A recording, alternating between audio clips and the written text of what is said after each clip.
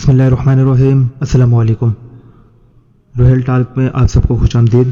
آج کی ویڈیو میں ایسی شخصیت کے بارے میں ذکر کیا جا رہا ہے جو ہر دل عزیز ہے۔ جی ہاں، شہزادی ڈیانا۔ سسپینسر۔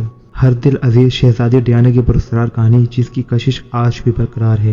پابلو لائرین کی تازہ ترین فلم سسپینسر کا ایک ٹائٹل کارڈ اسے ایک حقیقی سانحے سے ماخوذ کہانی قرار دیتا ہے جو شاید اس کہانی میں آنے والے زبردست اتار چڑھاؤ کا پیش خیمہ ہے۔ یہ کہانی غالباً ویلز کی شہزادی لیڈی ڈیانا کی ہے جن کا نام شادی سے قبل ڈیانا سسپینسر تھا، مگر کسی بھی پیمانے کے تحت یہ ہالی ووڈ میں عام طور پر کسی مشہور شخص کی زندگی پر بننے والی بائیوپک فلموں جیسی نہیں ہے۔ شہزادی ڈیانا کی زندگی پر آخری فلم سن 2013 میں اولیو اہرشبیگل کی ڈیانا آئی تھی، جس میں ان کی طلاق کے بعد 2 سال کے عرصے پر توجہ مرکوز تھی۔ اس میں کیٹ سنل کی لکھی سواں عمری ڈیانا ہر لاسٹ لو 2001 کا استعمال کیا گیا تھا اور ان کی طلاق کے بعد ماہر امراض قبل ڈاکٹر حسنان خان کے ساتھ رومانوی رشتے پر روشنی ڈالی گئی تھی، مگر ان دونوں فلموں میں اس سے زیادہ فرق نہیں ہو سکتا۔ جہاں ڈیانا ایک ہی فارمولے کے تحت بننے والی تباہ کن فلاپ تھی، وہی سسپینسر میں لائرین کی شاندار ہدایت کاری جھلکتی ہے۔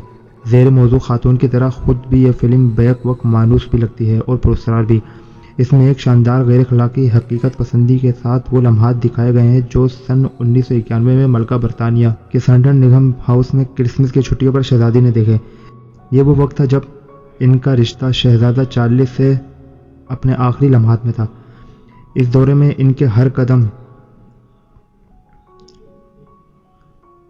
وہ کیا کھائیں یا کیا پہنیں، ہر چیز کو ایک منظم عسکری انداز میں پہلے سے طے کیا گیا۔ ایک یادگار منظر جو ان کی دنیا کی تنگی ظاہر کرتا ہے۔ اس میں ڈیانا شاہی خاندان کے دیگر اراکین کے ساتھ کھانا کھا رہی ہیں۔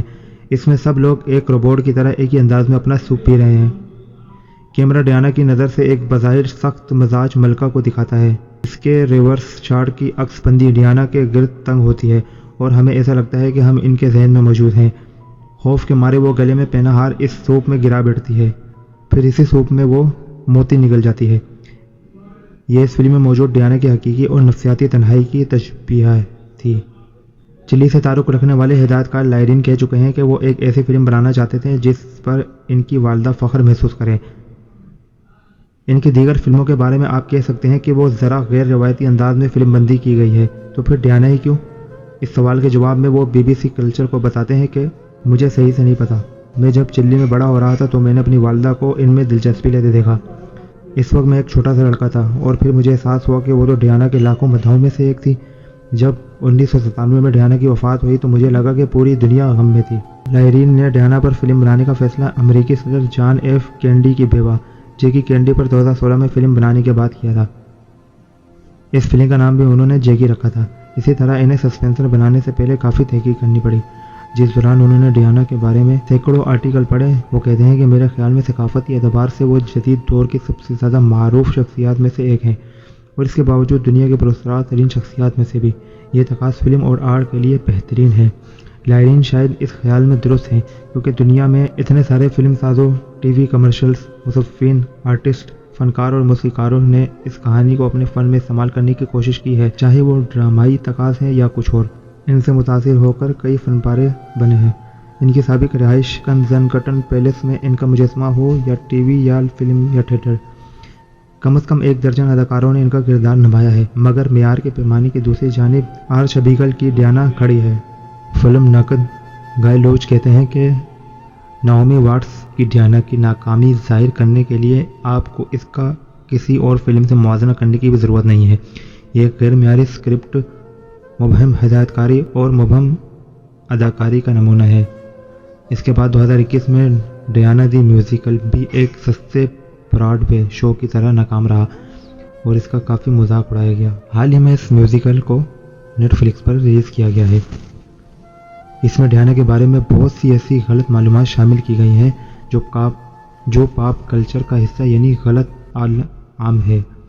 مثلاً یہ کہ شہزادہ چارلس کے ساتھ ڈیانا کا ابتدائی رشتہ ایک غریب لڑکی کا امیر شہزادے کے ساتھ رشتہ تھا۔ سسپینسر خاندان دراصل ایک ارب پتی کنبہ ہے اور ان کا کئی نسلوں سے شمار اشرافیہ میں ہوتا ہے۔ لاج کہتے ہیں کہ ڈیانا کو ورکنگ کلاس سمجھنا بالکل غلط ہے، مگر یہ عام تصور کا حصہ ہے۔ بدقسمتی سے یہ تاثر اسی لمحے بن گیا تھا جب ڈیانا پہلی بار منظر عام پر آئی تھی۔ ثقافتی جنون کی ابتدا۔ سن 1982 میں ان کی شادی کے ایک سال بعد امریکی ٹی وی نیٹ ورکس نے اپنی توجہ ڈیانا کے بارے میں ابھرتے ہوئے بیانیہ کی طرف مرکوز کر لی تھی۔ اے بی سی کا docudrama Charles and Diana a royal love story میں ان کے ابتدائی رومانوی رشتے کو سطحی طور پر ایک پریوں کی کہانی کے طور پر پیش کیا گیا، جس کے آخر میں سینٹ پال کیتھیڈرل میں ان کی شادی کی تقریب کا خاکہ بنا کر دکھایا گیا۔ یہ سب ستمبر 1982 میں ہوا۔ اس کے 3 دن بعد ہی سی بی ایس نے ان کی شادی کی اپنی طور پر کی گئی رامائی تشکیل نشر کی، جس سے the royal romance of Charles and Diana کہا گیا۔ یہ پہلے سے بھی زیادہ میٹھی، جذباتی اور مشکلات سے پاک کہانی تھی اور ریٹنگز میں یہ ہٹ رہی۔ واشنگٹن ٹائمز کے ٹام شیلز نے اس پر بہت تنقید کی اور کہا کہ یہ بس شاہی عکس بندی کا مزہ لینے کی کوشش ہے اور یہ کہ پروڈیوسر دور دراز کی اہم شخصیات کو حقیقی لوگوں کے طور پر یا تو پیش کرنا نہیں چاہتے یا کر نہیں سکتے۔ مگر پہلی فلم بھی اینگلوفیلیا، برطانیہ سے محبت کی کوشش ہی لگتی ہے، جس میں شاہی تخت اور خاندان کو ایسے دکھایا گیا ہے جیسے انہیں کسی بچے کی نظر سے دکھایا جا رہا ہو۔ ابھی زیادہ وقت نہیں گزرا تھا کہ ازدواجی مسائل کی کیا سرائیاں آنے لگی۔ 1992 میں کمیلا گے ٹیپس منظر عام پر آ گئی، جن میں شہزادہ چارلس کی اپنی بچپن کی محبوبہ کمیلا پارکر کے ساتھ جذباتی بات چیت ہو رہی تھی۔ اس کے تھوڑے عرصے بعد ہی شہزادہ چارلس اور ڈیانا کی علیحدگی ہو گئی۔ لاج کہتے ہیں کہ جس نے ان کی شادی دیکھی تھی، انہیں اپنی آنکھوں کے سامنے ایک پریوں کی کہانی اجڑتی ہوئی نظر آئی، اور وہی میڈیا جنہوں نے پہلے وہ بیانیہ بتایا تھا، ان کے لیے تو یہ اور بھی زیادہ مثال دار بات تھی۔ اس کے بعد جب بھی ڈیانا کی کہانی بتائی جاتی تھی تو وہ مسائل میں گھری ایک شہزادی کے طور پر دکھائی جاتی۔ جارحانہ فوٹوگرافر، مہلک سیلیبریٹی، خوراک کے مسائل، رومانس پر غیر یقینی، یہ سب ان کی کہانی کا حصہ بن گئے۔ ایسی ہی کہانیوں کی مثالوں میں سے ایک ان کی وفات سے پہلے ریلیز ہونے والی پرنسس ان لو نامی ٹی وی فلم تھی، جن میں ان کی کیپٹن جیمز ہیہوڈ کے ساتھ رومانوی تعلقات ذکر کیا تھا۔ اس بار کہانی اینا پیسٹرناک کی کتاب سے لی گئی تھی اور اس کتاب کے لیے مرکزی ذریعہ کیپٹن ہیہوڈ خود بتائے گئے تھے۔ اس میں بھی وہی پرانی کہانی ہے، ڈیانا اور چارلس کا کمیلا پر جھگڑا ہوتا ہے جو ان دونوں کے درمیان تیسرا فریق ہے۔ فلم میں ڈیانا کے 1995 میں بی بی سی کے صحافی مارٹن بشیر کے ساتھ انٹرویو کی معروف لائن "کیا آپ کے خیال میں یہاں ذرا رش نہیں ہے" بھی استعمال کی گئی ہے۔ چارلس بظاہر ڈیانا کو ان کی غلطیوں پر منافقانہ انداز میں نپٹتے ہیں اور محبت سے خالی اس شادی میں ہونے کی وجہ سے ڈیانا کسی اور کی باہوں میں پہنچ جاتی ہے۔ وہی جذباتی موسیقی اور ایک ہی فارمولے پر بنی فلم، یہ کوئی خاص چیز نہیں تھی۔ یہ جاننا تو ناممکن ہے کہ اگر آج ڈیانا زندہ ہوتی تو ہمارے ثقافتی بیانیے میں ان کا کیا مقام ہوتا۔ سن 1997 میں ان کی غیر متوقع موت نے انہیں ایک علامت بنا دیا اور ان کے اس رتبے میں کوئی شک نہیں ہے۔ ان کی ہلاکت کے چند گھنٹوں بعد ہی برطانوی وزیر اعظم ٹونی بلیئر نے انہیں دی پیپلز پرنسس کہہ کر پکارا اور ان کا یہی تاثر ہمیشہ کے لیے امر ہو گیا۔ اس تاثر کو پاپ کلچر میں اکثر ایک سانحہ کے طور پر بھی پیش کیا جاتا ہے اور تازہ فلم سسپینسر بھی اس خیال سے متفق ہے، مگر اس سانحہ کا بنیادی خیال، اس کا مرکزی مطلب کیا ہے، یہ دیکھنے والے کی نظر اور سوچ پر منحصر ہے۔